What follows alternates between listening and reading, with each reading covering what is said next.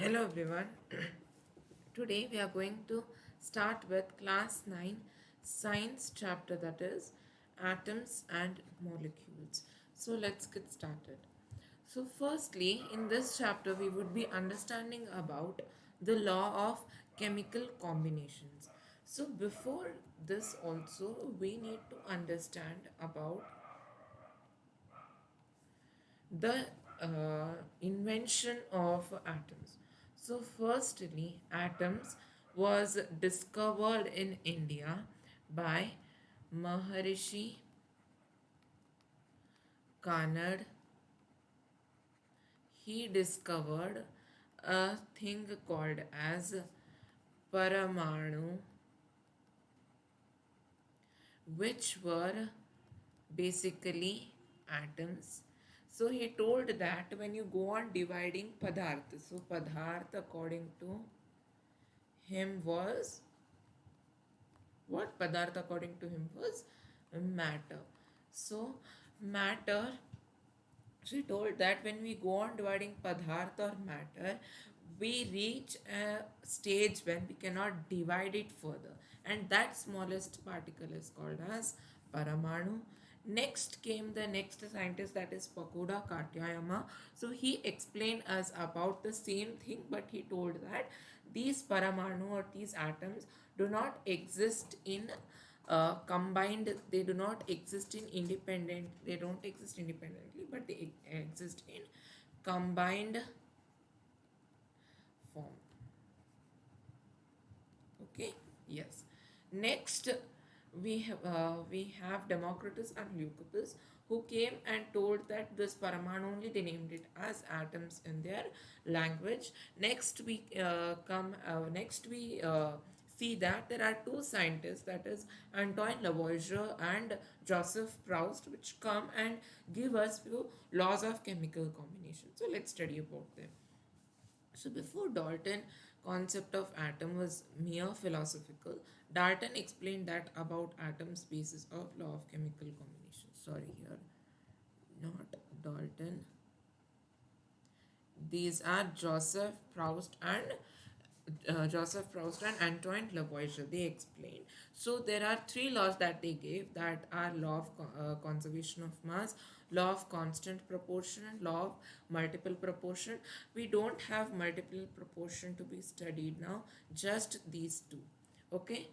Yes. So let's get started. Now let's understand about a law of conservation of mass. Now when you hear this word law of conservation of mass, so conservation means here it can neither be created nor be destroyed. So it was given by Antoine Lavoisier, who was a French scientist.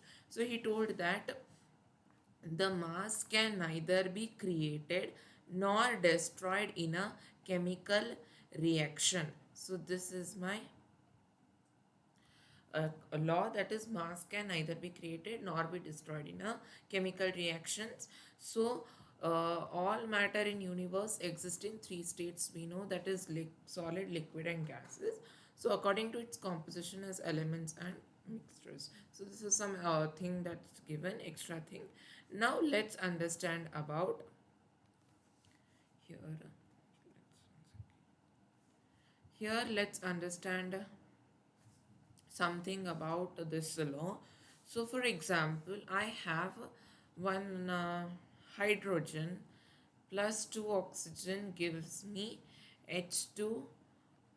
Okay, now hydrogen I am taking 2U plus 16U will give me, what will give me, 18 grams of H2. Here grams. Okay, here also 18 grams is equals to 18 grams, meaning it is in it holds true for law of conservation of mass. One more example they have given us here. Similarly, that is CO2, C plus, sorry, carbon plus 2 oxygen gives me CO2. So here it is 12 grams, here it is 32 grams, and here it totally I get 44 grams. So here also 44 grams. Here also 44 grams. So what we need to do is we need to have mass of reactant must be equal to mass of products. Reactants are all the elements that are present in elements or compounds or anything that are placed left of the arrow mark and the right of the arrow mark, whatever they are products. So this is a thing. Now one more example is given for us here. So law of conservation of mass example. So we have an experiment that is provided. So we need a conical flask, a conical test tube, conical flask in which you need to hang a test tube, small test tube with which a string is there, and you need to place it in this way out of the test tube. Now in this test tube you have filled CuSO4, that is copper sulfate solution, and in that small test tube you have sodium hydroxide solution.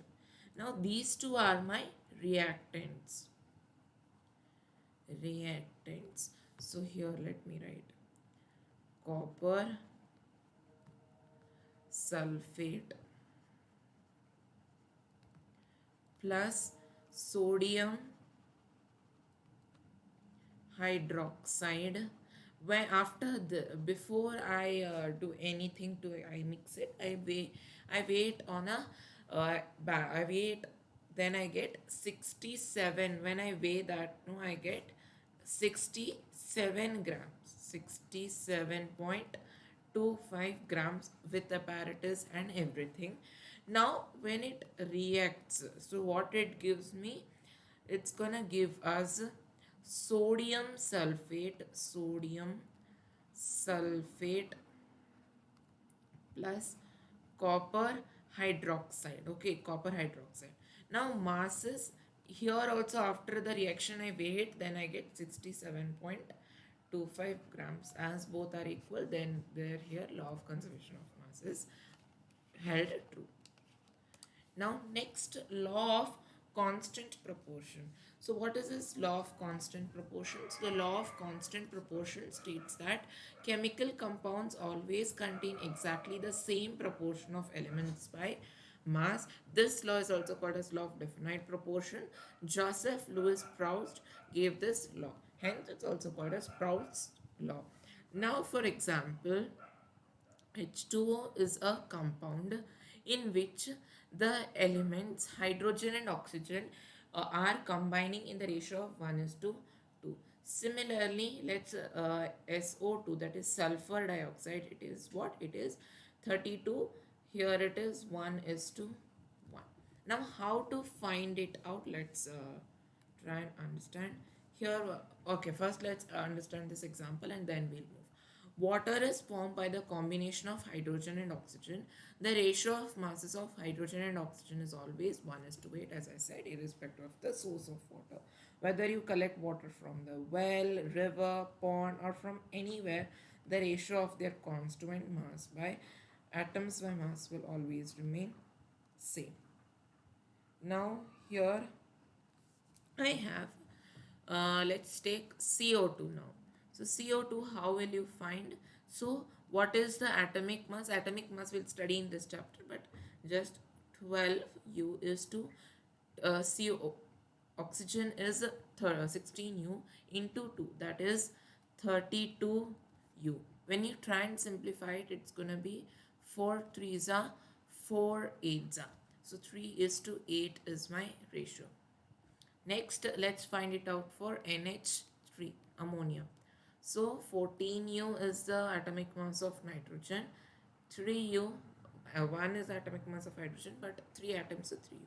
So nothing can be done, this is the ratio. Next, let's try and find it out for HCl. 1U is to 35.5. So how will you find it for HCl? We would be covering it in the last part. Okay. So similarly, H2O, let's find out. H 1U, sorry, 2U would be here, is to 16U, that is 1:8 ratio. Next, so next way, this much only. There are, you can find other elements in the same way. Now, here in this video, we are also going to discuss few MCQs and few uh, NCRT questions as well. So the first question is, in the reaction, 5.3 gram of sodium carbonate reacts with 6 gram of acetic acid. The products formed were 22 gram of carbon dioxide, 0.9 gram of water, 8.2 gram of sodium acetate. Show that these observations are in agreement with law of conservation of mass. And they have given the reaction as well in the textbook. So sodium carbonate plus acetic acid gives sodium acetate plus carbon dioxide plus water. So sodium carbonate is 5.3 gram, acetic acid is in 6 grams.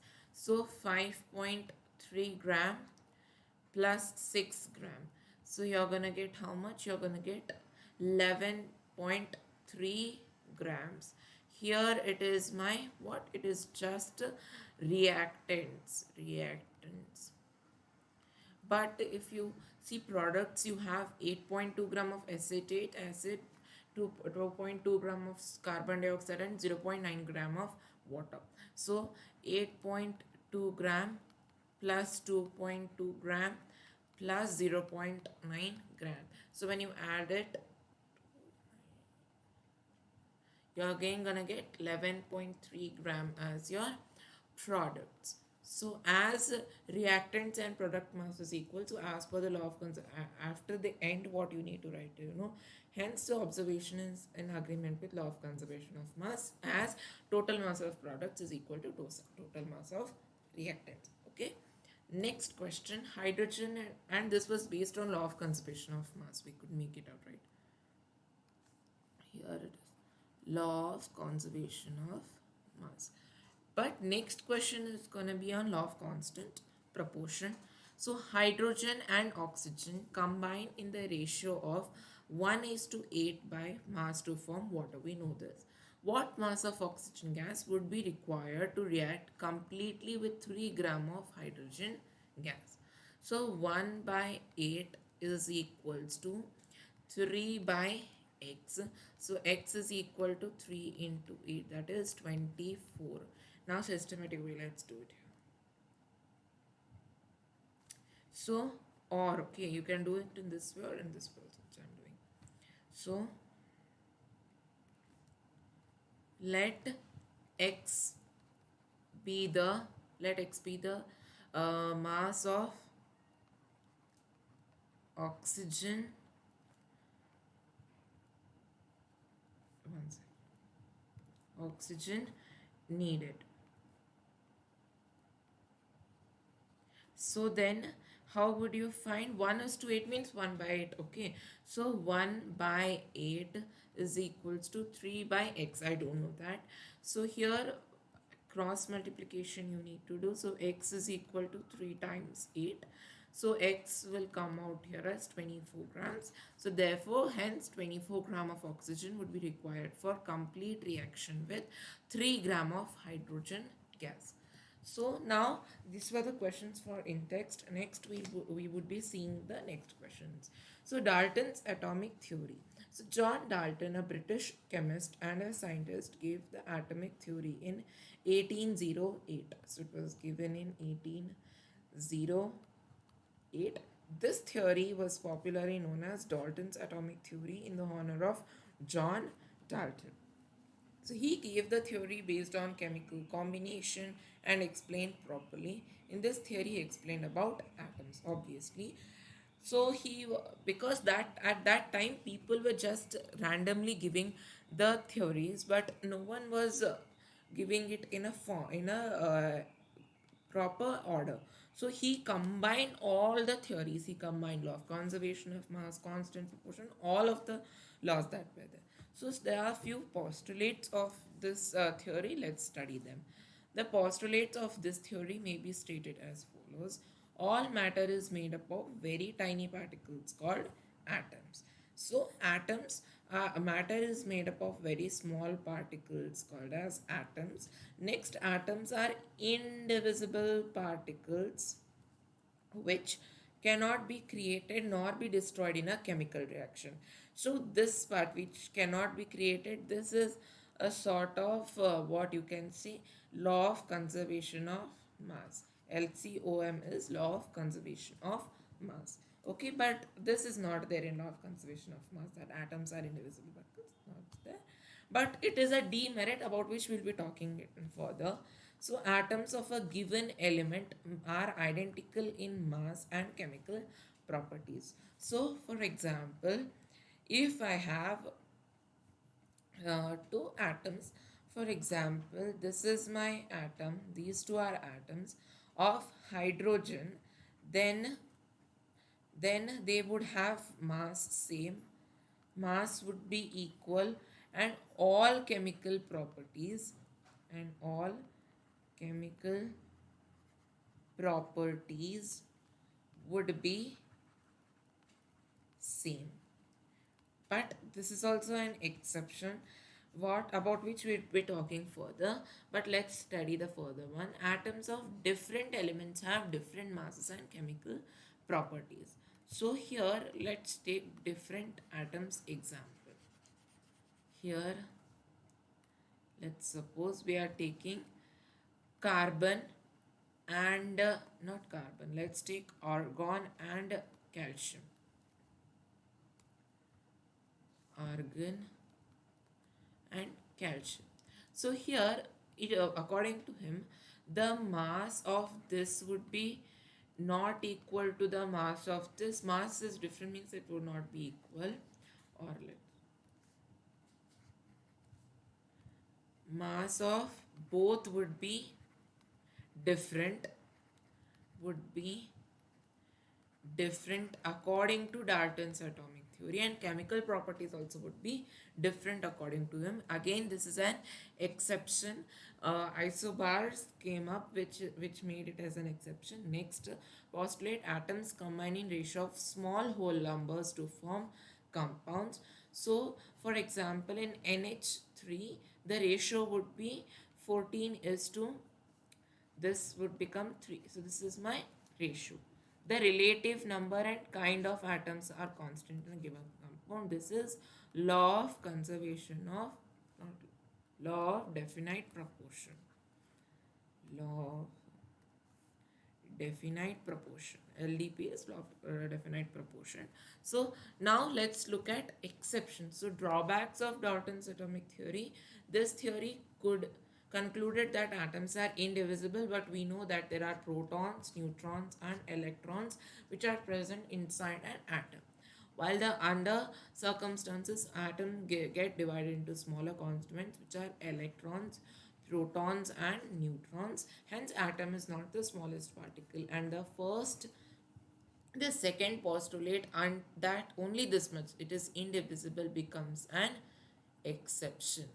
Okay, this is true, which cannot be created. This is to just this part, and indivisible is a drawback. Next, the third postulate, that is atoms of a given element are identical in mass and proper chemical properties. So this is again an exception, because this theory states that atoms of same element will have same mass, but isotopes contradicts the statement, meaning isotopes are those elements which have same number of protons and electrons. Protons and electrons are same, just the number of neutrons vary. What does this mean? Simple language, they have same atomic number but different mass number. Same atomic number is basically same number of protons and neutrons. Mass number is mass but different mass. So here you can see they have different masses. Why will they have different masses? If they have different number of neutrons. Now protein. So these three are isotopes of what? These are isotopes of hydrogen. So here in first hydrogen, protium, it has one proton and one electron. Deuterium, that is the next isotope, has one proton, one electron and plus one neutron. Tritium has one proton, one electron, and two neutrons. So, what do you have similarity here? One proton, one proton, one proton, one electron, one proton, one electron. Right? It is same. Just the number of neutrons are varying. Now, few more examples. Let's have a look. Like we have carbon isotopes as well, isotopes of carbon, like you have C12, C13 and C14. You have chlorine atoms isotopes as well, and many more. Okay, next thing, this theory also stated that different elements will always have different masses, whereas it has been discovered that atoms of different elements also sometimes have same masses, like for example argon, potassium and calcium, 18, 19 and 20th elements. Okay, last 18, 19 and 20th elements. So what they have 18 protons, 22 neutrons and 18 electrons. Next, they have 19 protons, 21 neutrons, 19 electrons. Next, here for calcium, it has 20 protons, 20 neutrons, and 20 electrons. So, what is same in them? They have same masses. They have same mass. So, for argon also it is 40, for calcium also it is 40, and for potassium as well. So, all of them have same masses. So, elements with different elements, different elements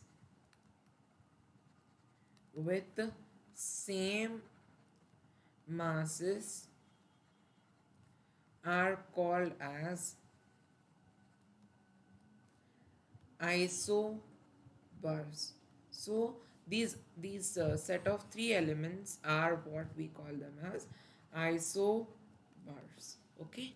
Next we have a question: which postulate of the Dalton's atomic theory is a result of law of conservation of mass? So the answer is the relative number and types of atoms are constant in a given composition, says Dalton's atomic theory, which is based on the rule of conservation of mass. Atoms cannot be created nor destroyed in a chemical reaction. Next, which law postulate of the Dalton's atomic theory states about law of definite proportion? So the law is the relative number and kinds of atom are equal in a given compound. Now, what exactly are atoms then? So, on the basis of Dalton's atomic theory, on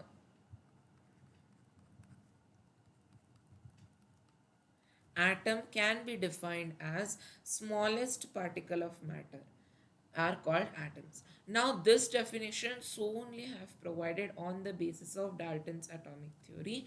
Atoms correct definition we would be studying in fourth chapter, because according to this chapter, according to Dalton's atomic theory, atom cannot be divided. So, we consider it as the smallest particle of matter. Now, few characteristics of atoms are given below. So, let's understand about them. So atom are smallest particle of matter. All elements are made up of tiny particles called atoms and not compounds. So what are compounds here? So compounds, smallest particle is molecule, whereas elements smallest particle is what? It is an atom. Okay, yes.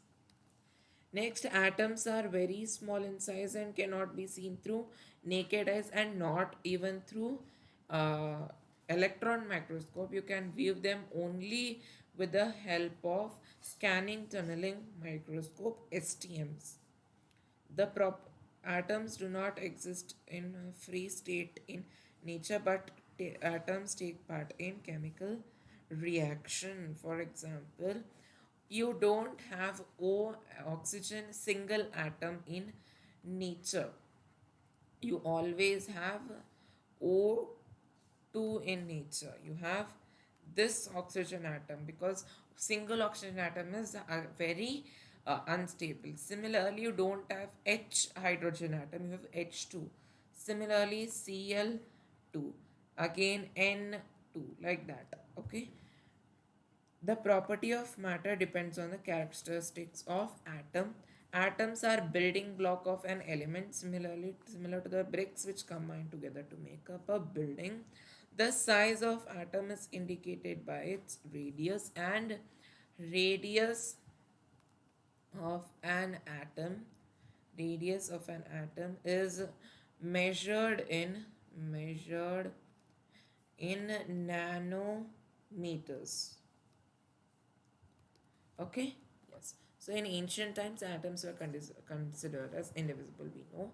Now we have few atomic radiuses here. Hydrogen atom's atomic radius is 0.37 nanometer. Oxygen is 0.073. Chlorine 0.99. Sodium 0.191. Then you have so on and so forth. Now symbols of elements. So we have different symbols. Symbols make easy for us to write the chemical reactions.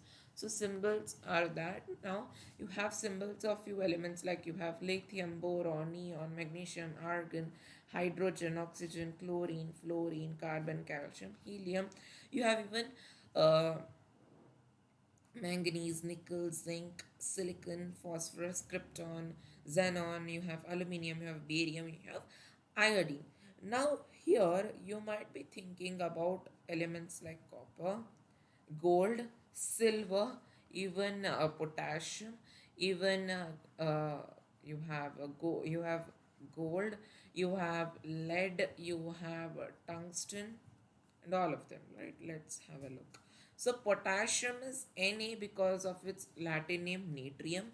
Potassium is K because of kalium. Tin is Sn because of stannum. Mercury is Hg because of hydrogyrum. Lead is Pb because of plumbum. Copper is Cu because of cuprum. Iron is Fe because of ferrum. Silver is Ag because of argentum. Gold is Au because of aurum. Now next, let's understand about atomic masses of an element. So what is this atomic mass? Let's study. So mass of atom is called atomic mass. Simple. What is the mass of an atom? It's its atomic mass. Since atoms are very small, consequently actual mass of an atom is very small. If you go in kg, if you go in grams, it would be it would be a humongous job for us to do it. It would be very difficult for us. So for example, actual mass of one hydrogen atom is 1 point. So mass of one hydrogen atom, actual mass, okay, it's not relative mass, it is 1.673 into 10 to the power minus 24 grams, meaning it would be this much huge. This is the mass, and you can see how small they are. To deal with such a small number, it is very difficult. Thus, for convenience, relative atomic mass is used. So, C12 is considered as a unit to calculate atomic mass. Before hydrogen was used, with it fractional values came, and isotopes also had come, that you know, no one this had come, right? I'll show you. See, you had this, right? So okay, the isotopes were discovered, so it was not considered. Now next, oxygen was considered, but again isotopes came up. But at the end, carbon was also taken. But you will tell, I had also talked about three isotopes: C12, C13, and C14. if you see 98% in environment, C12 only exists, so it is used. Now, why hydrogen was not used, as it also had uh, as it because it also had isotopes. So why it wasn't used? Because all of them exist in almost equal percentages. So next, so the C12 is an isotope of carbon. The relative atomic mass was found in with respect to C12. Now mass of C12, one, if you get, now you are going to get a 12U. Now 12U, how would you find it for smaller elements? So 12 was divided, we got 12 was divided by 12, and we got the relative atomic masses. So one atomic mass is 1/12 the mass of one carbon 12 atom. Now, thus, atomic mass is the relative atomic mass of an atom with respect to 1/12 the mass of carbon 12 atom. So, mu is the abbreviation of atomic mass unit, but nowadays we use U, which means unified mass. Unified mass. So the atomic mass of hydrogen atom is 1U. This means one hydrogen atom is 1 times heavier than 1/12 of the carbon atom. Like that. So the atomic masses of oxygen is 16U. This means it is 16 times heavier. Atomic mass of nitrogen is 14U. This means one atom of nitrogen is 14 times heavier than 1/12 of carbon atom. Similarly, you can take potassium, sodium, anything. Now here we have a few elements, um, masses. Hydrogen 1U, oxygen 16U, carbon 12U, nitrogen 14U, chlorine 35.5. This is an exception now, because here you see whole numbers, that's a decimal, about which we will be talking in fourth chapter.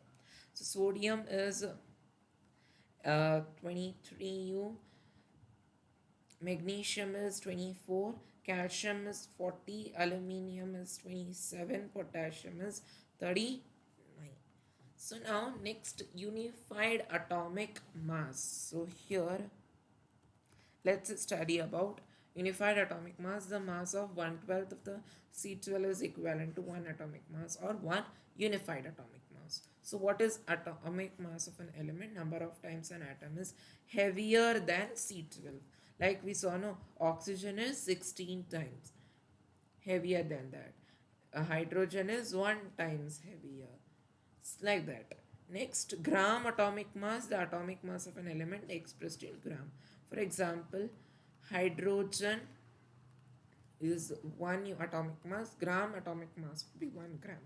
Just change the unit.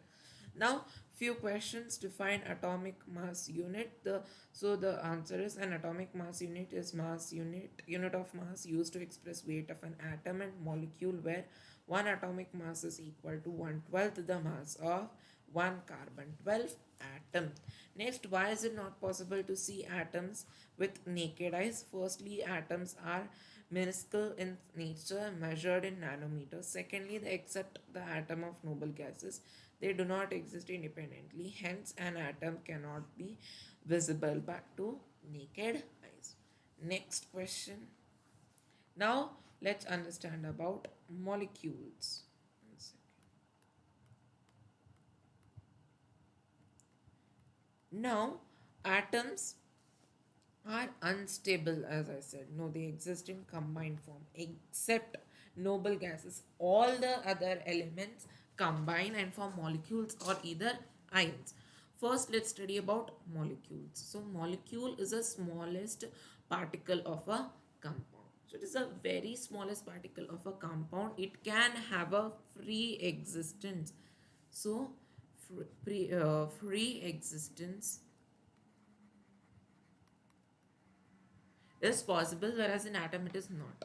So a molecule may be formed by the combination of two or more similar atoms of an element, such as oxygen, that is O2, formed by the combination of two oxygen atoms. Molecule of hydrogen is formed by combination of two hydrogen atoms. So molecule may even be formed by a combination of two or more different elements. For example, H2O, hydrogen and oxygen, nitric acid, formation of one nitrogen atom and one hydrogen atom. atom. You have HCl, you have H2SO4, like that all. The molecule which take parts in a chemical always take parts in a chemical reaction. So most atoms exist in the form of molecule. Molecule are formed by combination of two or more elements. So example H2, N2, and there are two types of elements, molecule of an element and molecule of a compound. So molecule of element, when two or more atoms of the same element combine to form molecule, then it's a molecule of an atom. For example, in O2, there are two atoms O and O, that is oxygen, H2, H and H, chlorine, Cl2, Cl and Cl, S8, S, S similarly in that way, P4, P. So in this way, all are same elements. Okay, molecules of some non-reactive elements are formed by single atom. For example, He, argon, Ar, neon. These will be always noble gases. Okay, they are simply represented by their symbols simply. For example, FeCuZn. These molecules are called giant molecules. So carbon is a non-metal, but it also exists as a giant molecule and is represented as C. Okay, so you have helium, H2, O2, Cl2, O3 and sulfur acid. Now let's understand about atomicity. So atomicity is the number of atoms present in an molecule. Okay, so there are four, we can divide molecules in four types based on their atomicity. First is monoatomic. When a molecule is formed by a single atom only, then it is called monoatomic. Generally, noble gases form monoatomic molecule. Example, helium, neon, argon, krypton, xenon, and radon. Diatomic molecules are formed when molecules combination of two atoms of it are called diatomic molecules. Example H2, O2, N2, Cl2. Okay. Next, triatomic, when a molecule is formed by the combination of three atoms are called tetratomic. O3, that is ozone, is an example. Polyatomic, when molecules combine more than four, more than three atoms.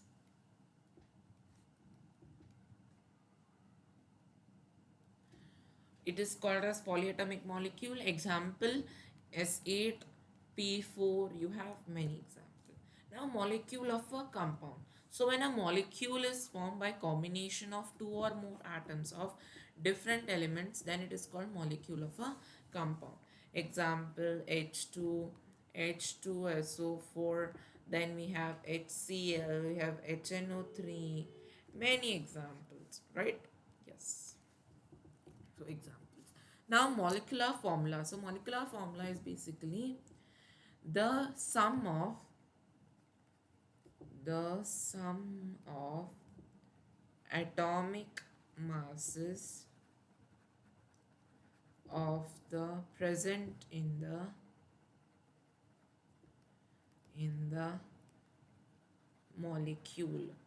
Okay, for example H2, 2 into 1, 2U, N2, 2 into 14, 28, O2, 2 into 16, 32U, H2O, 18U, HCl, 36.5, methane, CH4, methane, 16U, ethanol, C2H5OH, 46U, NH3, ammonia, 14U. Now, this is how we are going to find the molecular formula.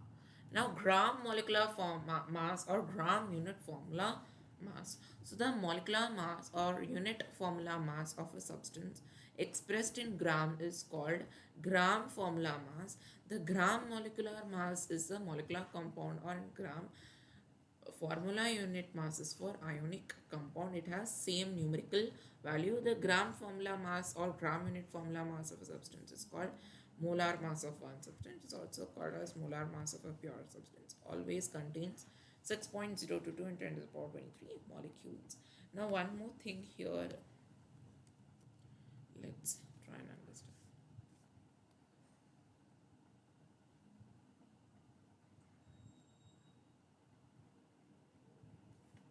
Yes. Here. Now here you have molar mass. So molar mass is atomic mass or molecular mass expressed in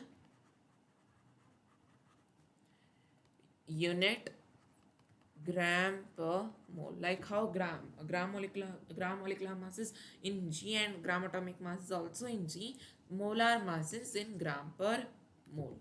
So next, let's we have done. Now ions. So what are ions? So ions are any charged species. They may be positively charged or negatively charged. If they are positively charged, then they become a cation, and if they are negatively charged, then they become an anion. So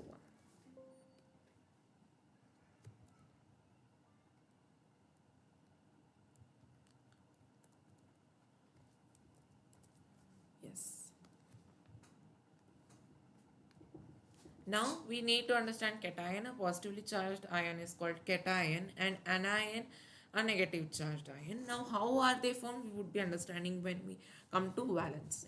Now atomic valency. So the combining capacity of an atom is called its valency. So before we understand this, we need to understand Bohr's rule. Bohr's rule. Now we know that if this is my nucleus I'm writing with n, and the electrons would be revolving in the orbits. So here there would be electrons that would be revolving. Now this is called as the nucleus, and in the nucleus I have my protons and neutrons, and in the orbits I have my electrons. Now how many electrons will be filled in the in the single orbit? So here it is nucleus. There are different orbits. So the names are given for them, like you have, this is my K shell, this is my L shell, this is my M shell, and this is the N shell. Okay, so these are the shells. So how many electrons would be there in K, L, M and N shells? So let's find out. So Bohr, Buri together gave a formula to find it, the number of electrons, that is 2n square. So n is the number of the shell. Now here, so for K shell, let's find out K shell. So n is equals to 1 here, then 2, 1 square would be 2 electrons in K shell. Now let's come to L shell. N is equals to 2 here. So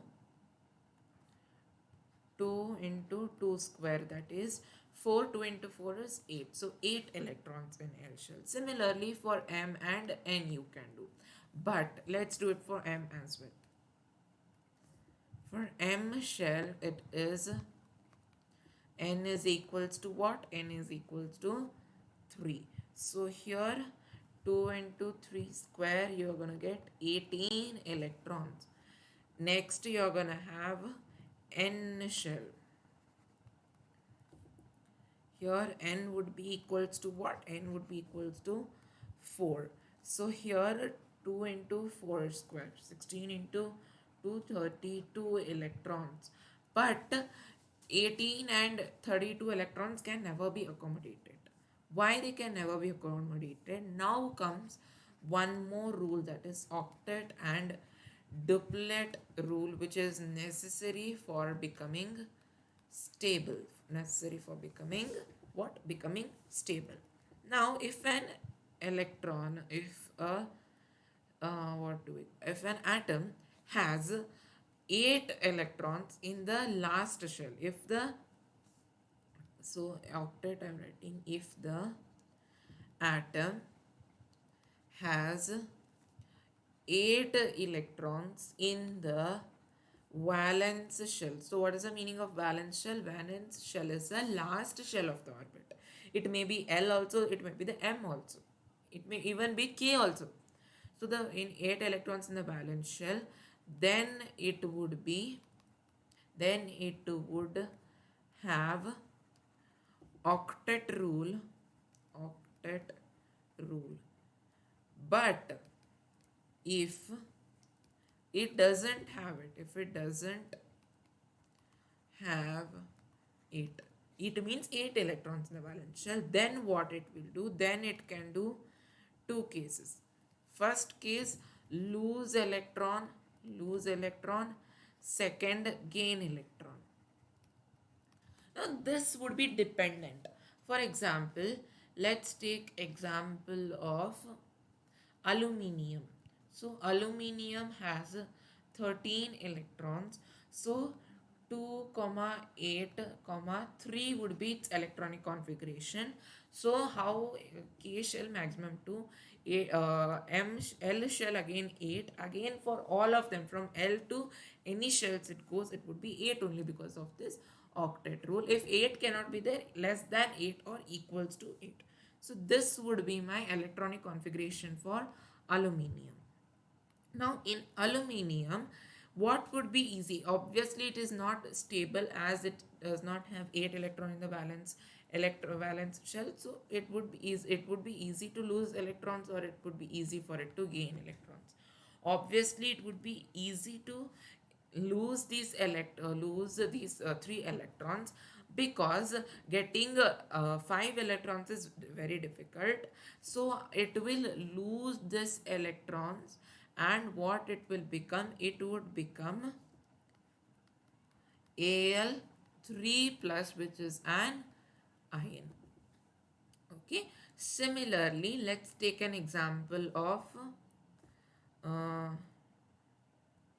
here one non-metal. Let's take oxygen.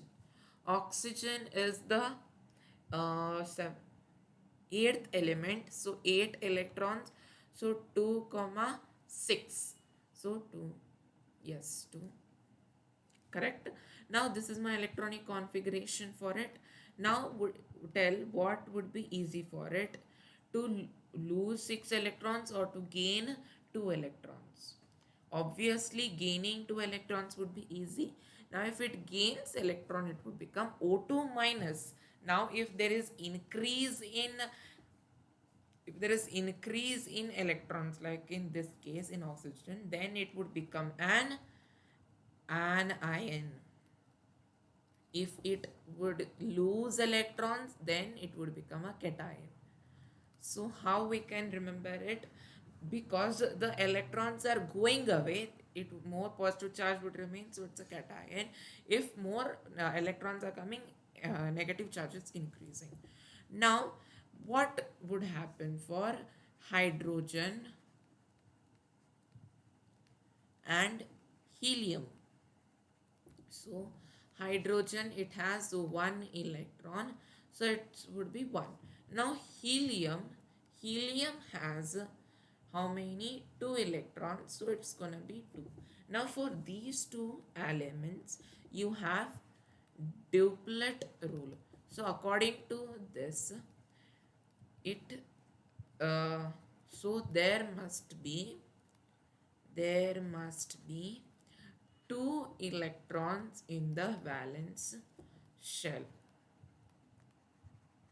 Now obviously helium has the duplet configuration done, but for hydrogen it is not done, because one is, this is its electronic configuration, so there can be 2 cases for. So what will hydrogen do? So let's erase this. So hydrogen one electron, one proton, zero neutrons. So electronic configuration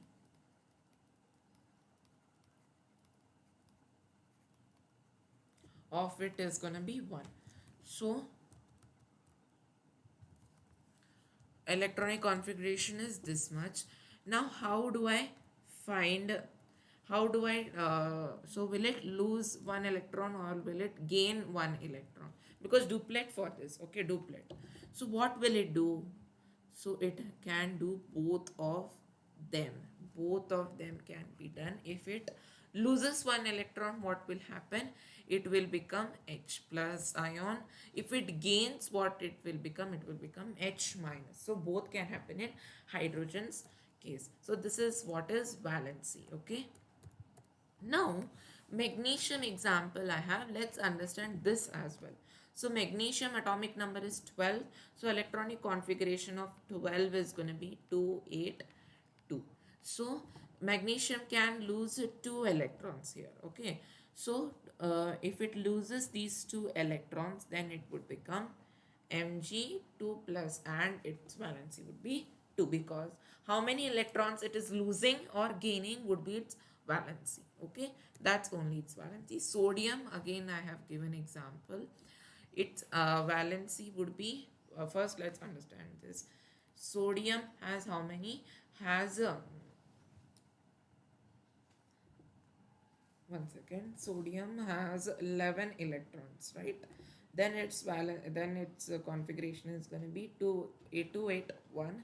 It will lose this one electron and it would become Na plus, and valency would be 1.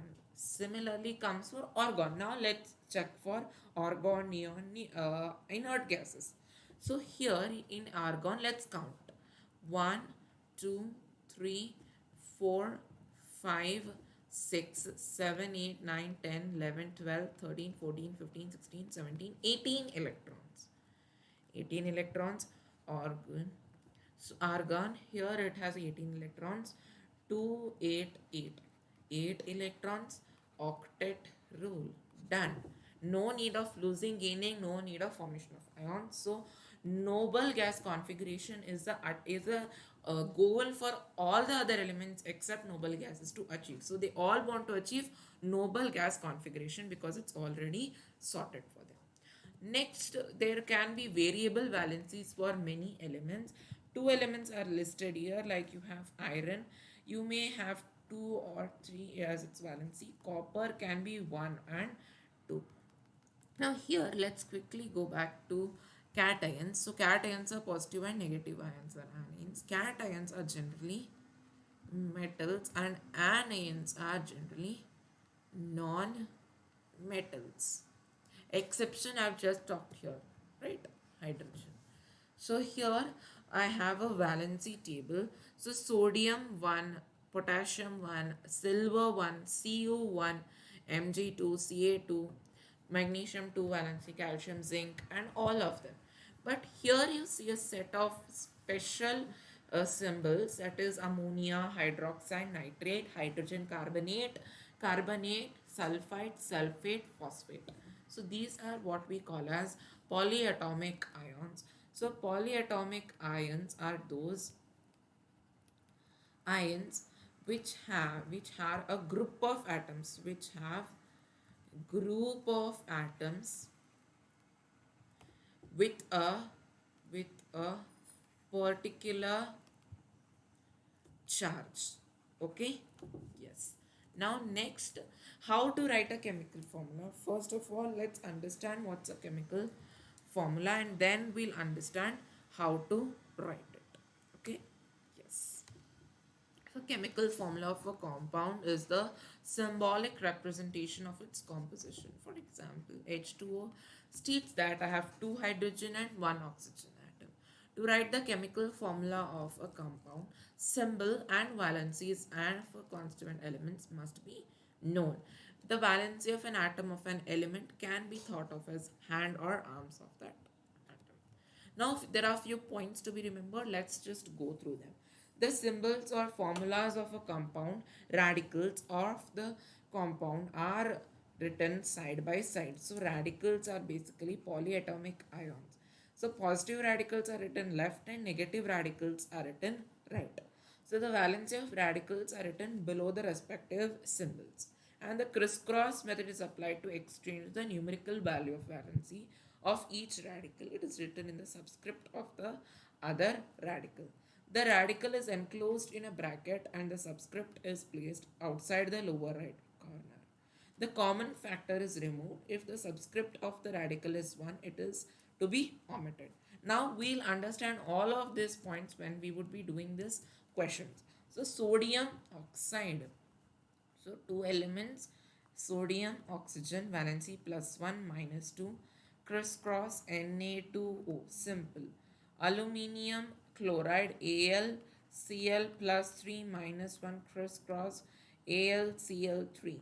Sodium sulfide NaS +1 -2, crisscross Na2S. Magnesium hydroxide NgOH +2 -1, NgOH whole twice. If it is more than 1, you need to put it in brackets. Now similarly, you have write down the names of the components represented in the following formula. Al2SO4 whole thrice is aluminium sulfate. CaCl2 is calcium chloride. K2SO4 is potassium sulfate. It's not sulfite, it is sulfate because it is 4 here. Okay, sulfate is different and sulfite is different. KNO3 is potassium nitrate. CaCO3 is calcium carbonate. Now, what do you mean by chemical formula? Chemical formulas are used to describe the different types of atom and their numbers of compound in element or element. Each element's atom are symbolized by 1 or 2 letters. A collection of chemical symbols that depicts elements that make a compound and their quantity. For example, the chemical formula of hydrochloric acid is HCl. Now, how many atoms are present in H2S? It is 3 atoms because 2 atoms of hydrogen and 1 atom of sulfur. Now, PO4 3 minus ion. So here it is just 5 atoms. Not you need not count here because it is its charge. Okay, so here 1 plus 5. Now what is formula unit mass?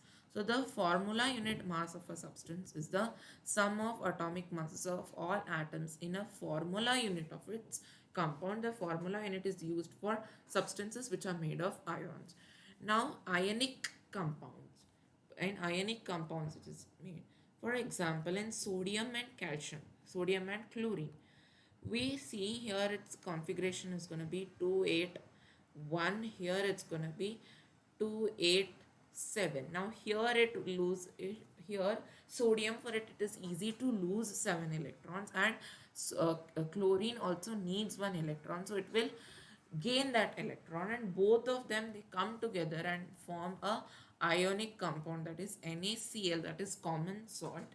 So this common salt is an ionic compound because it is formed by 2 ions, sodium and chlorine ions. Now calculate the formula molecular mass of H2O2Cl2.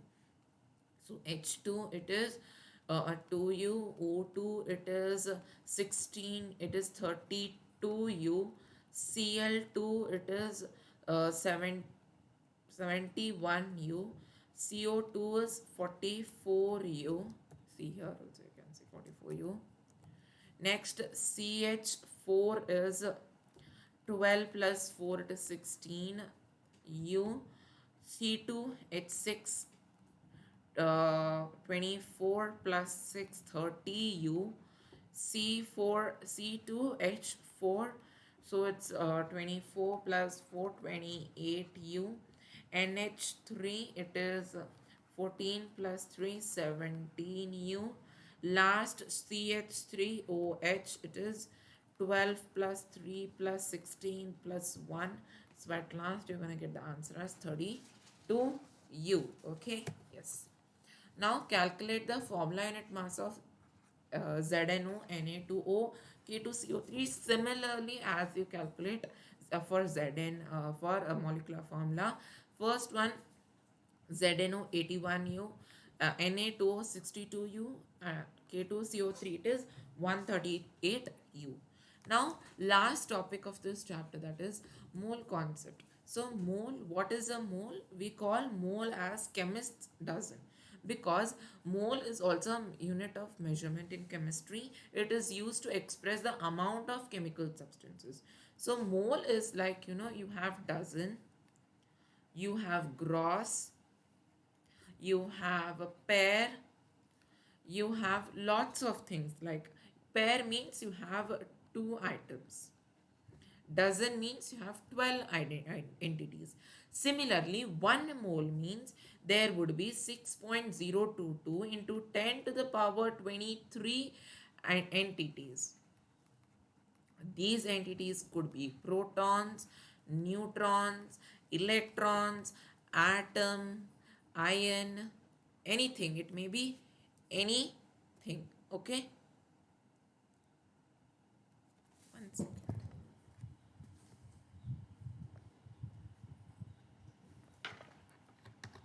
Okay. Yes. Next, now, so one mole, how can I define it? One mole is defined as the amount of substance of a system which contains many entities like atoms, molecules, and ions, as there are 12 gram of C12. Now, the first person to discover mole was William Ostwald. So he coined the term. Next, you have Avogadro's number. So this Avogadro's number was given by Avogadro, who was an Italian scientist. So the number of particles present in 1 mole of a substance is 6.022. This is called as Avogadro's number or Avogadro's constant. You represent it as N0 or even Na. Okay, yes. Now, number of particles in 1 mole. Let's understand it. So, 1 mole of hydrogen atom means these many number of hydrogen atom. 1 mole of hydrogen molecule means also these many. 1 mole of water molecule also these many. Now, let's take one more example. Now, 1 gram of hydrogen atom means 6.022 into 10 to the power 23 atoms. Now, if I have 18 gram of H2O molecule has how many? 6.022 into 10 to the power 23 atoms. Now, one more thing. Here, if I have 2 gram of hydrogen atoms, then it would be 12.044 into 10 to the power 23 atoms. 18 gram of, not 18. So 36 gram of H2O molecule means 12.044 into 10 to the power 23 molecules. So this is the way. 3 gram means into 3 into 6.02, 3 into 6.022 into 10 to the power 3. Now here are 6 formulas that are present, and you can find the values easily. Now we can derive from third to sixth, we can derive them easily. So before that, let me just write down what are N. So N is number of moles, small m is mass given in question, capital M is molar mass.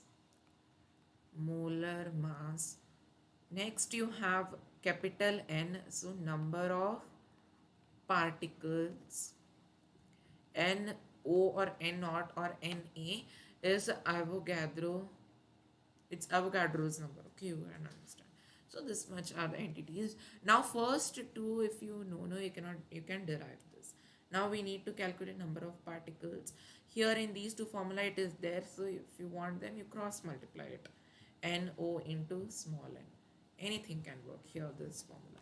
Now this formula I've derived means I can put the first formula in this place. Next, if I want in small m here, so small m in this formula I multiply it. So capital M into n.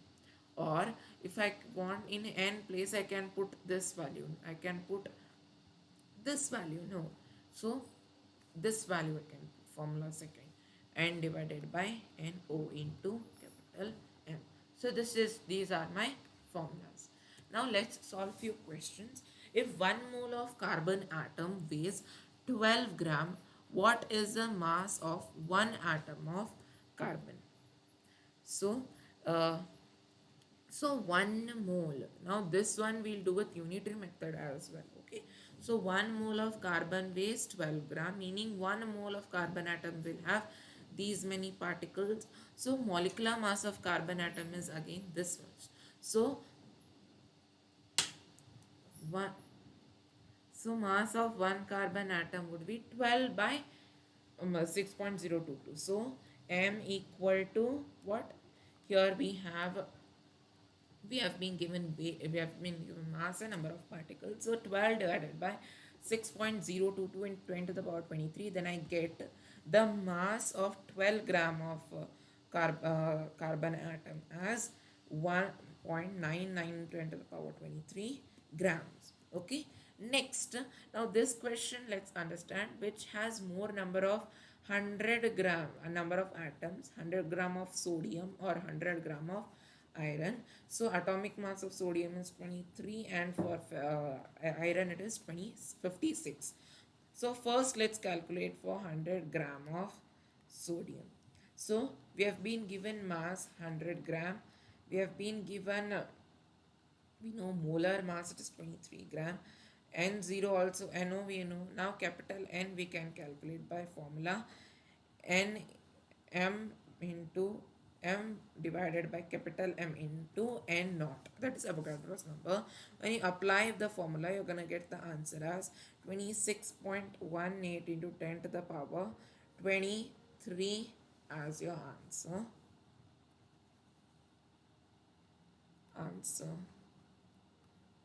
But this is not the answer that we had to find out, but we have to find which has more number of atoms.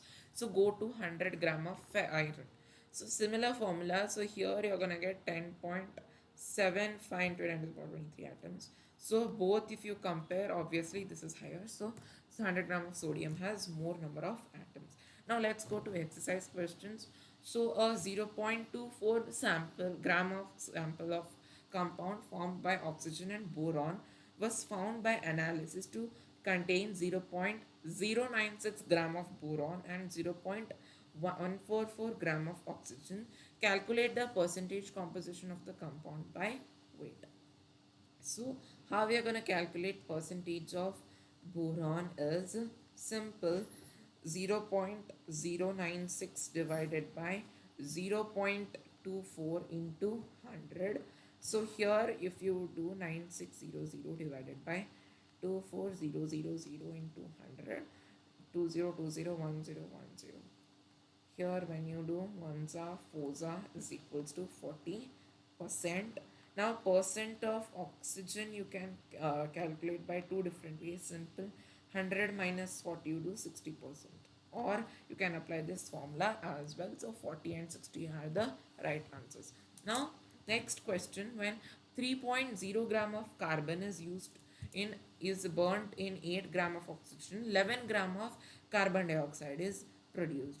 What mass of carbon dioxide will be formed when 3 gram of carbon is burnt with 50 gram of oxygen? Which law of combination will govern your answer? Now 3 gram of carbon will now also burn only with 8 gram of oxygen. The remaining 40% will be remaining as it is. Why? Because here law of constant proportion is acting, because it states that in a chemical compound, in a pure chemical compound, the percentage the ratio of its mass would be same. So this ratio for carbon dioxide is 3:8. So how much ever you bring oxygen, 50 grams you take, 100 grams you take, it would be reacting only with 8 gram and the other would be remaining as it is. So only 11 gram of carbon dioxide will be formed. The above answer is given by law of constant proportion. Now what are polyatomic ions? Polyatomic ions are ions which contain more than one atom but they behave as a single unit. Example, carbonate, phosphate, you have hydrogen carbonate, you have sulfide, you have sulfate, or hydroxide, ammonia, all of them.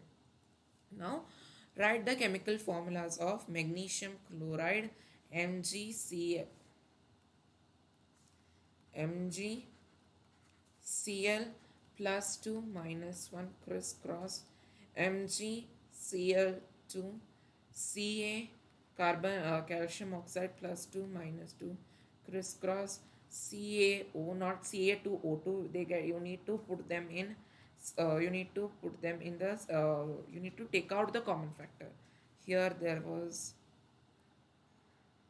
the points to be remembered. So see, the common factor has to be removed. Okay, yes.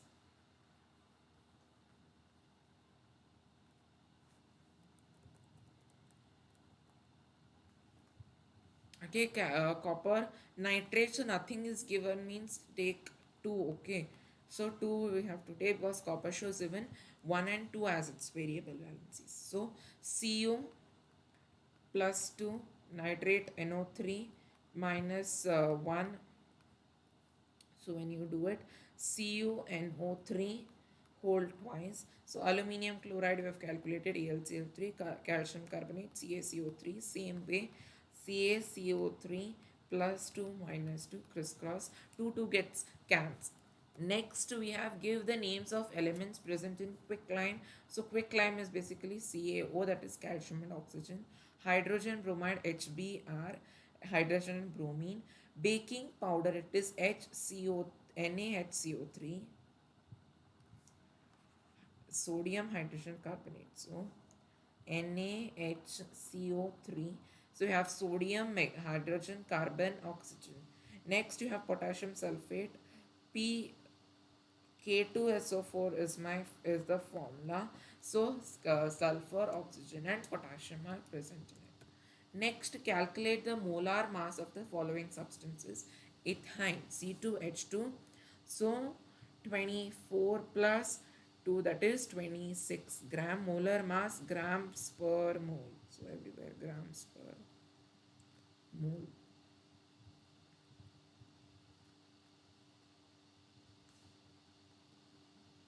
Similarly, S8 32 into 8, it's gonna be 256. Phosphorus 4 into 31, it's gonna be 124 grams per mole.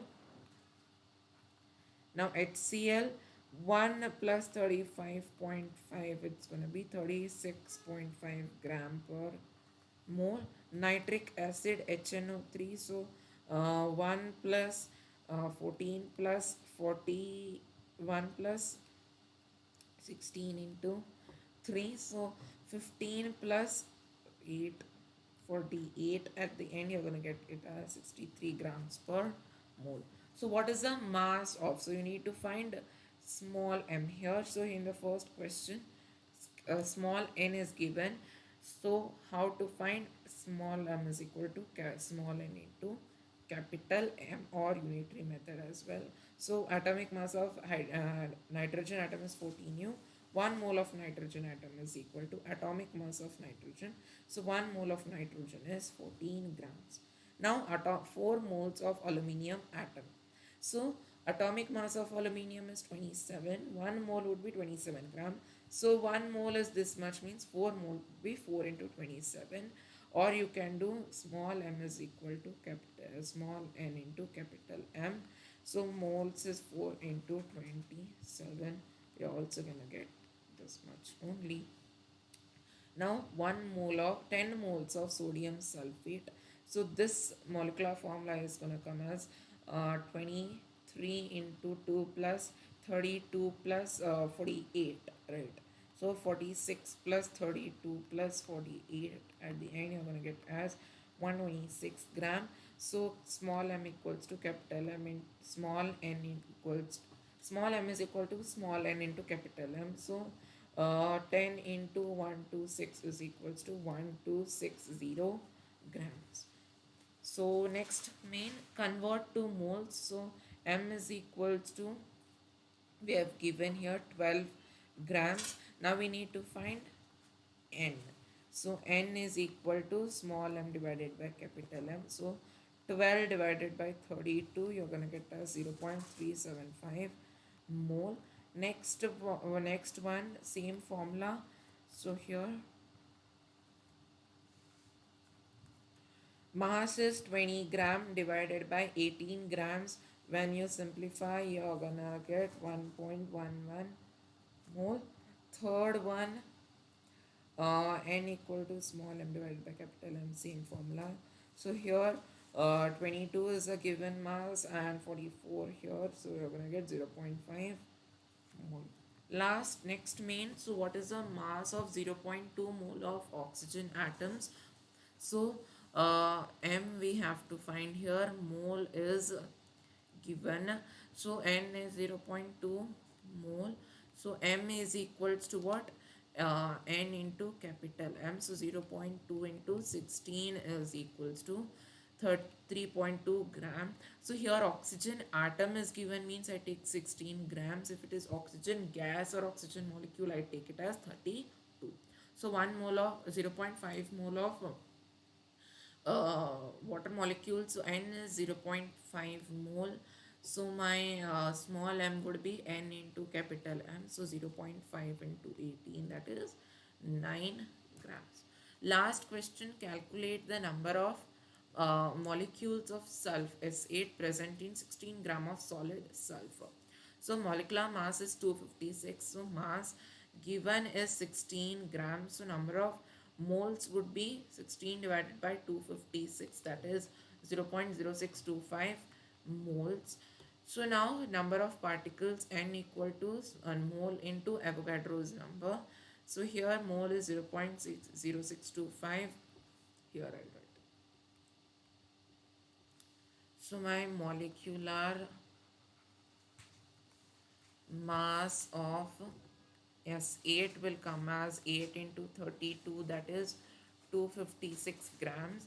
Now 256 grams. Now moles we have to find and mass is given.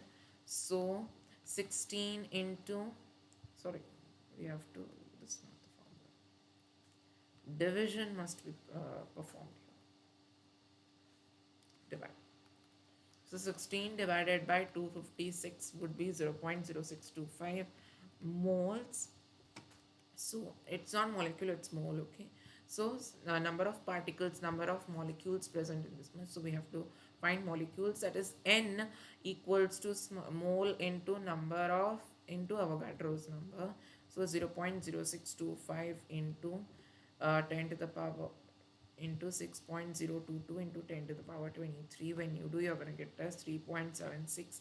3 into 10 to the power 22 molecules. So now we have done with exercise and in-text questions. Now let's see few MCQs.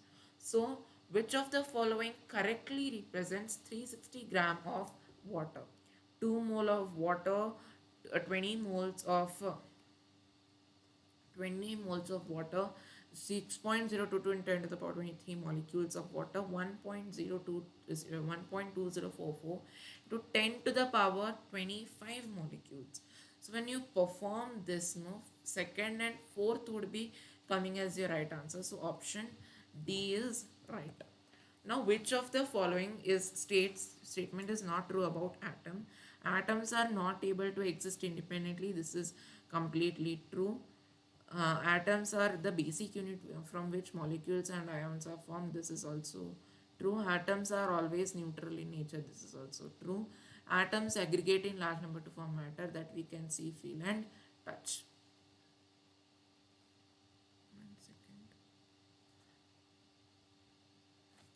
One second, okay, I would be just checking it. I'll just check it 1 second.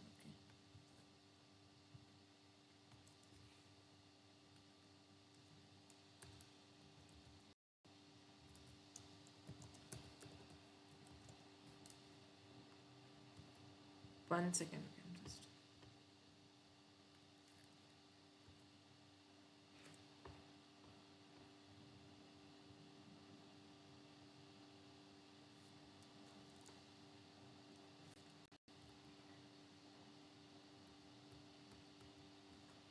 Yes, I've just.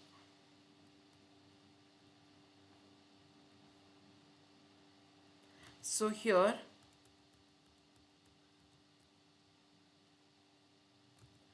uh, this option D is correct because atoms do not aggregate, molecules and ions aggregate to form, right? Yes, so this is false. Next, 1 U or 1 Mu unit means 1/12 the mass of C12 atom. That's the right answer. Now, which of the following contains maximum number of molecules? So, first, one trick that we can do is first find out them for the all at first. This would be easy. See, here 1 gram means easily we can calculate for these two. First calculate for these two, then for these two. So when you calculate, the option C would be having greater, that is 1 gram of H2. That's the maximum number of molecules that's going to be having. Now the sample of NH3 molecule irrespective of source contains 82.35 nitrogen and 17.65 hydrogen by mass. The data supports which law? It supports law of definite proportion. Now the elements XY, X is divalent and atom Y is tetravalent. The compound formed by these elements would be, so X2, Y4. Valent means valency.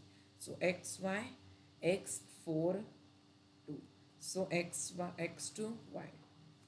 Sorry. Yes, X is. This is correct. Option B. I did the mistake there. Okay. This would be correct. The molecular formula of potassium nitrate is, so potassium nitrate plus 1 minus 1 crisscross becomes KNO3. Next, 3.42 gram of sucrose are dissolved in 18 gram of water in a beaker. The number of oxygen atoms in the solution are going to be, when you calculate, you're going to get 6.68 into 10 to the power 23 molecules of oxygen in it, in sucrose. Okay.